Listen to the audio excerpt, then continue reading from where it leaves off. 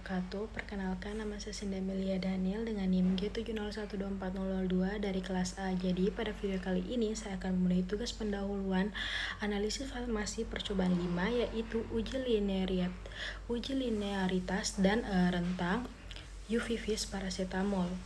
Baik, yang pertama, uji linearitas adalah pengujian untuk mengetahui apakah hasil pengukuran alat memiliki hubungan yang sebanding atau linear terhadap konsentrasi analit. Nah, pada metode UV-vis, linearitas menunjukkan bahwa semakin tinggi konsentrasi paracetamol, maka semakin besar nilai absorbansinya. Nah, biasanya dibuat kurva kalibrasi antara sumbu X yaitu konsentrasi dan sumbu Y yaitu absorbansi.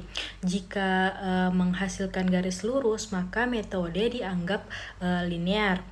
Nah, sedangkan uji rentang yaitu adalah interval konsentrasi terendah sampai tertinggi yang masih dapat memberikan hasil pengukuran akurat, presisi, dan linear. Contohnya, jika metode linear pada konsentrasi 2-10 ppm, maka rentang metode adalah 2-10 ppm. Nah, yang kedua, hukum Lambert-Beer menyatakan bahwa absorbanding berbanding lurus dengan konsentrasi larutan panjang lintasan cahaya. Kaitannya dengan percobaan UV-vis paracetamol, yaitu pada percobaan ini larutan paracetamol diukur absorbansinya menggunakan spektrofotometri UV-vis. Nah, karena mengikuti hukum Lambert-Beer, jadi semakin tinggi konsentrasi paracetamol, maka absorbansi juga meningkat secara linear. Oleh karena itu, hukum ini menjadi dasar dalam pembuatan kurva kalibrasi, pengujian linearitas metode analisis. Selanjutnya, beberapa faktor yang dapat menyebabkan penyimpangan atau deviasi hasil, yaitu yang pertama, dia konsentrasi terlalu tinggi. Larutan terlalu pekat dapat menyebabkan penyimpangan dari hukum Lambert-Beer, sehingga grafik tidak linear. Yang kedua itu kesalahan preparasi larutan, kesalahan pengenceran, penimbangan, atau pipet dapat mempengaruhi konsentrasi sebenarnya.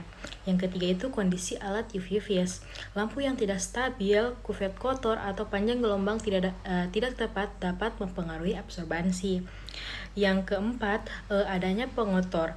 Nah, zat lain yang ikut menyerap cahaya dapat mengganggu hasil pengukuran.